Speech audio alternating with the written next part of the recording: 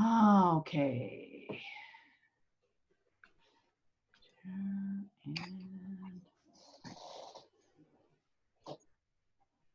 And do you want to introduce me, Patrick?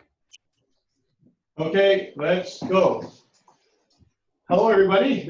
My name is Patrick Donahue. I'm with the Regional District of Waddington. Today, we are going to do our public webinar in regards to the draft interim solid waste management plan. I have Carrie MacGyver from Warren Walker and Associates. She was one of the lead planners who has developed the plan to this point in time, and she will be going over our proposed solid waste management plan. For those of you who were not able to attend the webinar itself but have questions, please feel free to email your questions at info@rdmw.bc.ca, and we request that on your subject line you put solid waste consultation.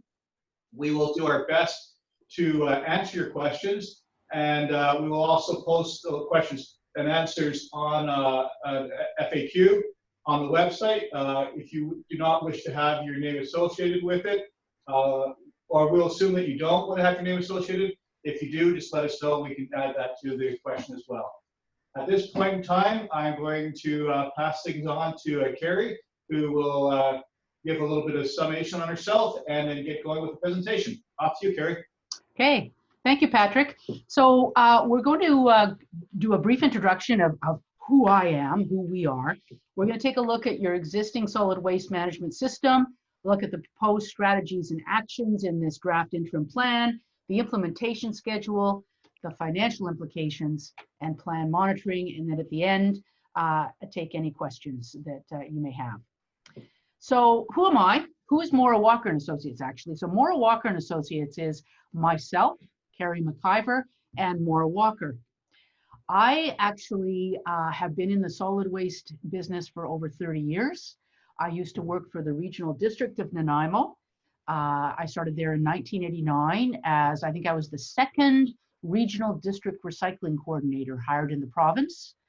I became, from Recycling Coordinator, I became Manager of Waste Reduction, Manager of Environmental Planning, and finally for the last 17 years I was at the RDN, I was Manager of Solid Waste, responsible for introducing curbside recycling, blue box, as well as curbside food waste recycling, green bin, but I was also involved in the design and construction of landfills, transfer stations, and organic processing facilities.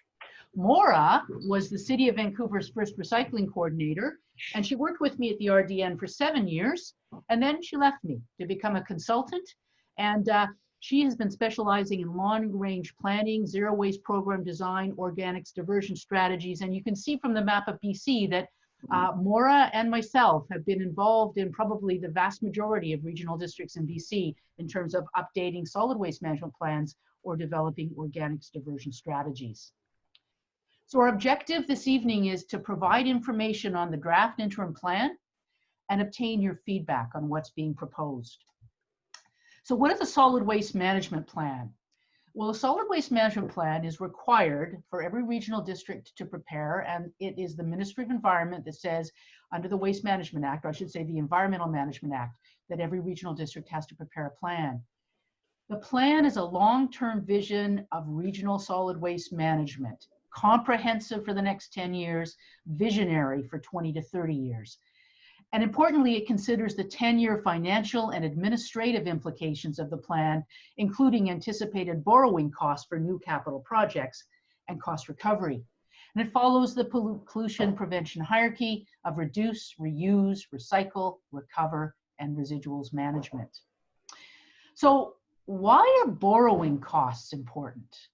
So borrowing costs in a plan are really important because under the Local Government Act and the Community Charter, you have to get the approval of the electors for borrowing of any funds necessary to finance capital works.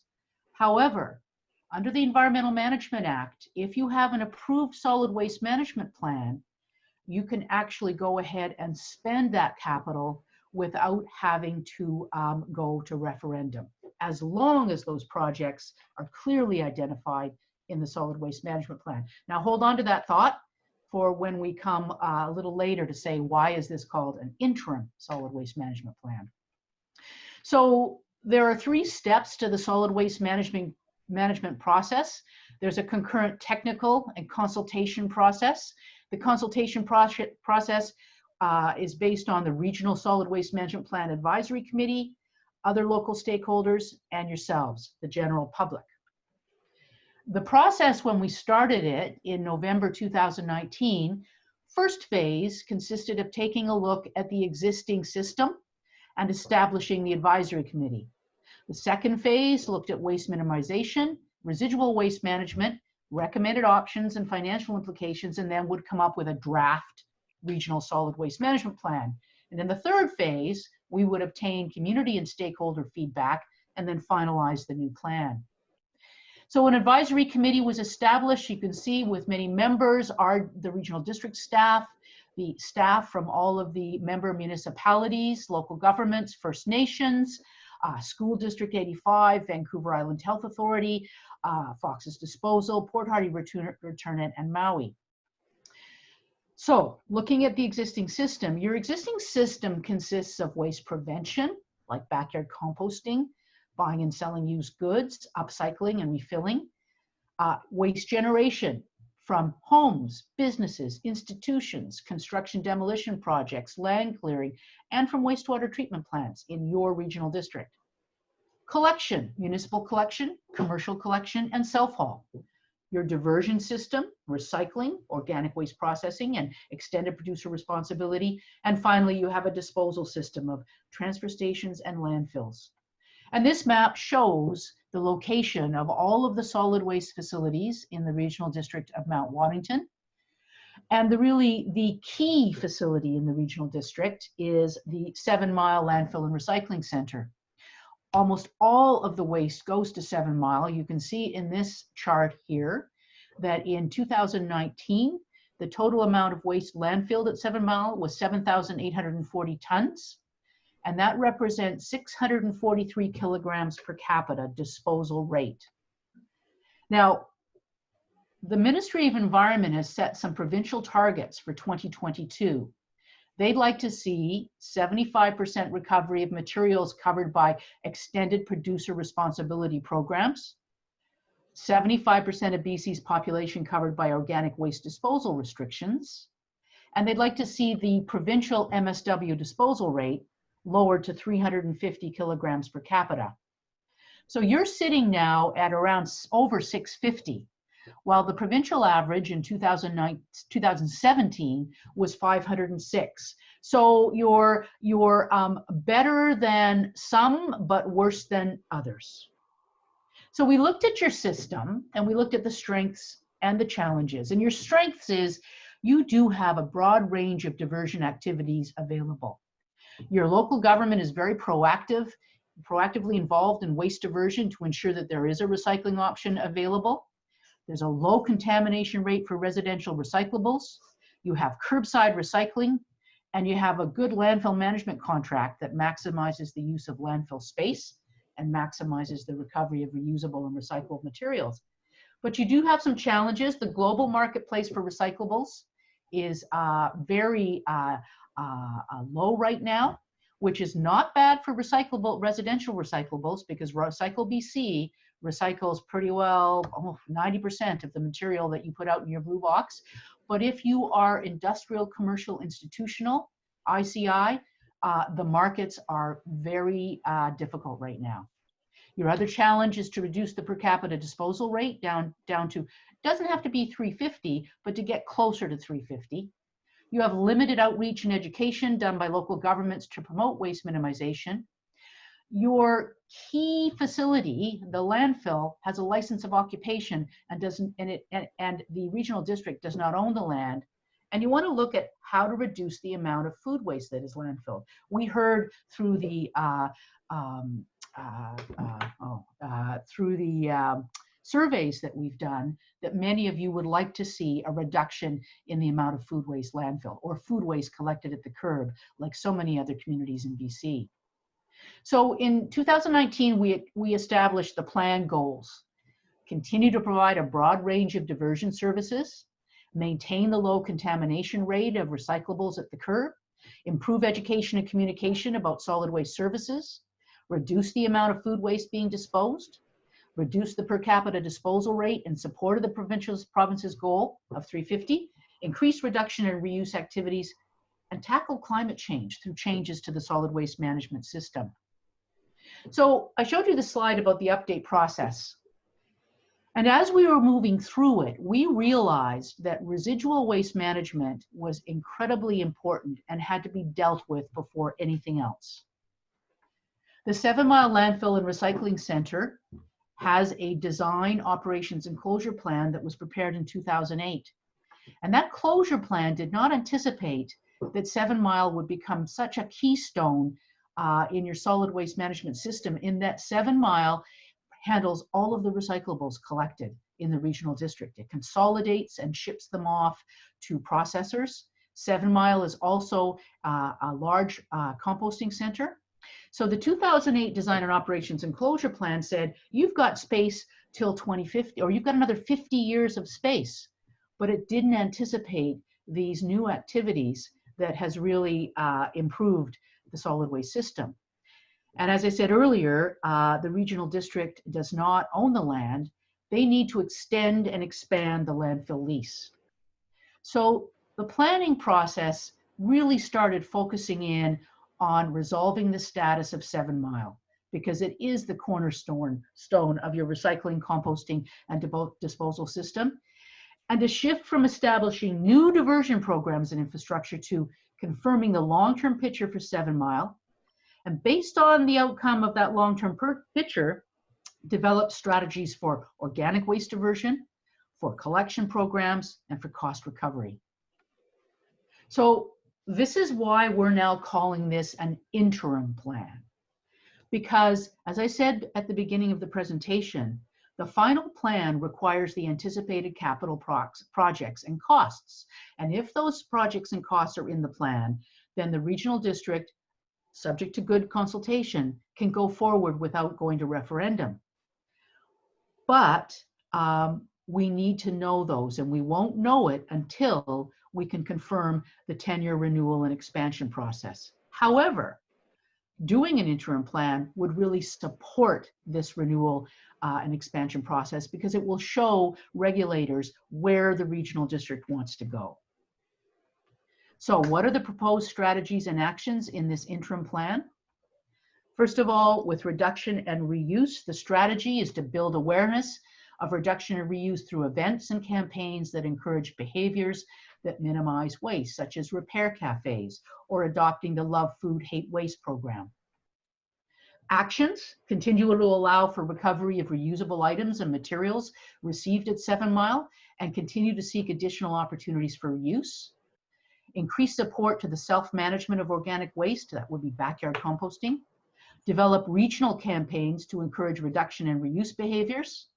Undertake a campaign that targets the reduction of avoidable food waste. Identify and address barriers to the donation of food by businesses and institutions.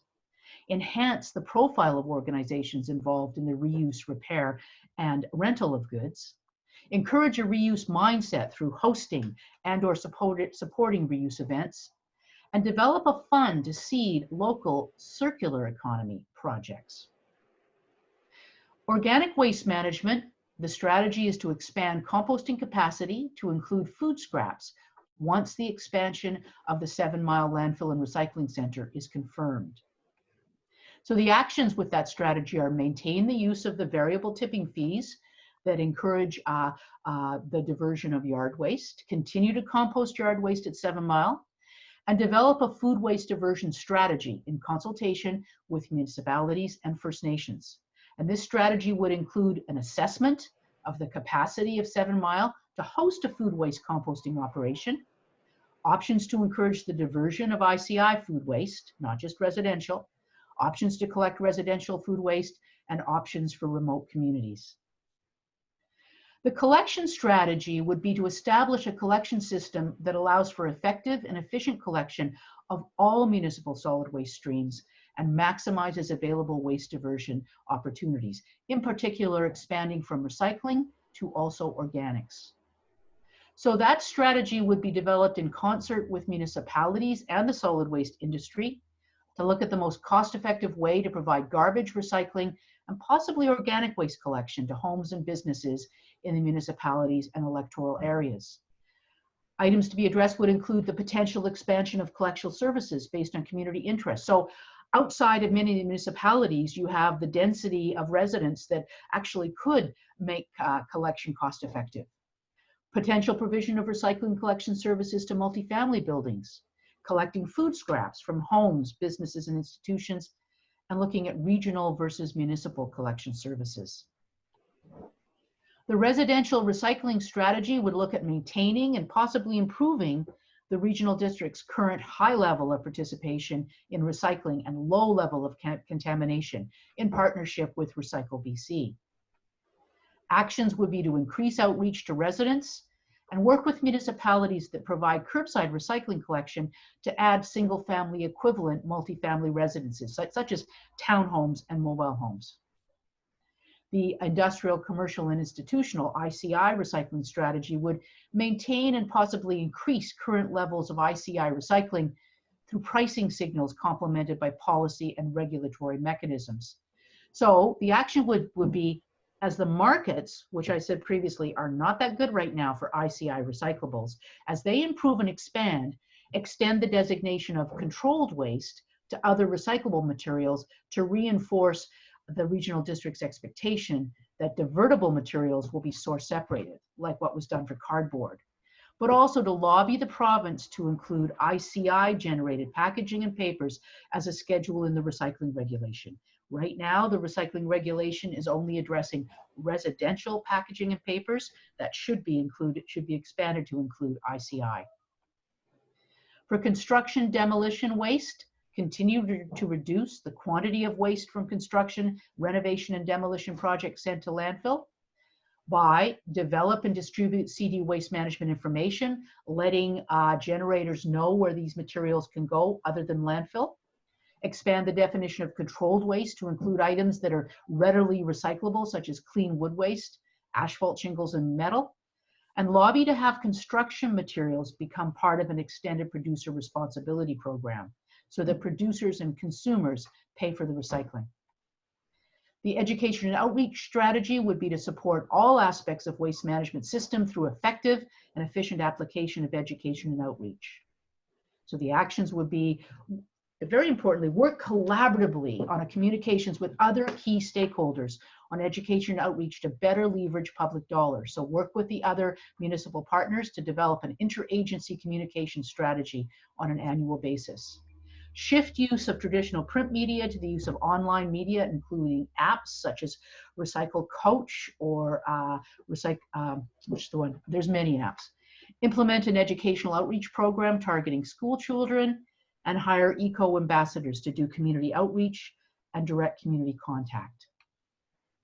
Continue to ensure that EPR, extended producer responsibility, that those services that the province has in the recycling regulation are available in the regional district and to support the expansion of EPR programs. You are very well serviced right now by EPR programs, and that's thanks to the really proactive initiatives by the regional district. Going forward, though, you want to lobby the province to include ICI packaging and papers, mattresses and construction materials and textiles in the recycling regulation. You want to lobby the province to extend the scope of hazardous materials included in the recycling regulation. And you want to lobby senior governments and product stewards to improve product labeling regarding recyclability so that we know what can be recycled. Recovery strategy is to be open to the application of recovery technologies such as waste to energy in the future, and to monitor opportunities that could contribute positively to your solid waste management system. You currently do not have enough waste to really be cost effective for any of the new and emerging recovery technologies, but we recommend that you continue to participate on the Association of Vancouver Island and Coastal Communities Solid Waste Committee that is looking into collaborative interregional solutions to solid waste management, including resource recovery options. Residual waste management, that is the key strategy, as I've said. secure long-term disposal capacity at 7 Mile Landfill and Recycling Center while maintaining space for recycling and composting. And this drawing shows how you'd like to have more land included in that tenure. So the actions would be undertake a landfill conformance review. So the landfill criteria were updated in 2016. And every regional district or every owner of a landfill has to go and see whether their landfill conforms to the criteria. So you would undertake this conformance review to see whether anything needs to be improved. You'd obtain approval from the province to acquire the land adjacent to the current landfill. And once you get that approval, you will develop an updated design, operations, and closure plan. You'd also continue to provide disposal services to Bella Bella and Clem2, continue to use compost as a biocover to mitigate landfill gas, accept contaminated soil subject to management's approval, accept asbestos, and work with industrial waste generators such as the local aquaculture industry and the local waste management businesses to identify appropriate solutions for key components of their waste. Your illegal dumping mitigation strategy, you will continue to do what you're doing, and you're doing a good job. You'll continue to assist with cleanup events, continue to clean up illegal dump sites, continue to not charge tipping fees on fine yard waste, continue to not charge tipping fees on recyclable items, and establish a budget to support illegal dumping mitigation. For wood waste and land clearing waste, you would continue to accept that material at 7 Mile as long as there's capacity at the site to receive, store, and process the material, but also support the operation of private and public facilities that can receive wood waste and process it for beneficial use, such as hog fuel or compost amendment. Your actions would be wood waste storage, processing, and composting be incorporated into the design, operations, and closure plan for the 7 Mile landfill and recycling center, and assist local shake and shingle operations with identifying solutions for cedar wood waste management. The draft plan also includes a finance and administration strategy, and that would be to maximize the application of user pay for waste management services to ensure that the system is paid in part by those who use it, and also to incentivize waste reduction, reuse, and recycling. But the application of user pay will be balanced by the funding through property taxes to ensure that the system has a consistent source of income. So the action is to work with municipalities and other stakeholders to prepare a cost recovery and fairness strategy. And this strategy would be linked with the collection strategy and the organic waste strategy. So the schedule for implementing this draft plan is that in 2020, the landfill conformance review would be completed. The tenure for 7 Mile Landfill and Recycling Center would be obtained. A new design, operation, and closure plan for 7 Mile would be completed, and a plan monitoring committee would be established.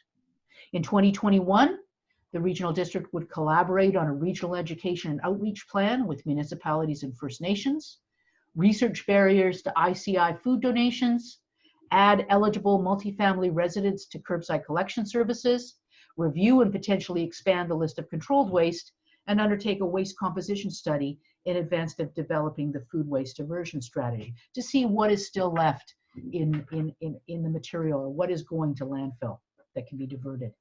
2022 would see completion of the food waste diversion strategy, the collection strategy, and the cost recovery and fairness strategy. The first regional reduction and reuse campaign would be launched, reuse events would be supported, outreach program for schools would be launched, and there would be improved data management at the landfill to really know what is actually coming to the landfill. And in 2023, there would be a food waste reduction campaign, seed fund for circular economy projects, and because all the other projects will have been completed, update the solid waste management plan so that the 10-year capital plan would be included in that plan. The financial implications, well, currently the staffing for solid waste, the manager of operations is really stretched thin, and the recommendation is for 0.5 to 1 FTE to implement all these strategies and educational programs and policy changes. So what we've done here is the Operational and capital costs included in the interim plan have been incorporated into the regional district's 5-year financial plan. And what this shows is that there will be an increase in expenditures from 2021 to 2024, but the increases are reasonable and can be accommodated through a modest increase to taxes or tipping fees. They're anywhere from 3 to 5%. But these financial implications will need to be reviewed pending the results of the conformance review, the land tenure, and the design, operations, and closure plan. And finally, the draft plan includes provisions for plan monitoring. Implement an enhanced monitoring and tracking system, implement or establish a plan monitoring advisory committee, perform annual monitoring, report to the BC disposal calculator, undertake a waste composition study, and then do a plan update to reflect the outcome of the 7-mile tasks and the 3 strategies. So in summary, this draft interim plan is about ensuring that the Regional District of Mount Waddington can continue to provide an integrated solid waste management service. Then the strategy, the action is to confirm the future of the 7-mile landfill and recycling center, improve existing diversion services and behaviors, including reduction and reuse, and look to the future by developing a food waste diversion strategy, a collection strategy, and a cost recovery and fairness strategy. And that's it for me. Thank you very much. And do you have any questions? Thank you very much, Terry. This is Patrick again from the Ops Manager Regional District. For those of you who were not able to participate live when we did the presentation, we are certainly looking forward to getting any questions or comments and feedback. What we ask is that you email your request or your questions at info@rdmw.bc.ca. If you have any challenges, feel free to give our office a call at 250-956-3301. The Regional District would also like to make a special thanks to Kerry McIver and Maura Walker, who've been spearheading this, as well as our advisory committee, who were listed at the start of this webinar.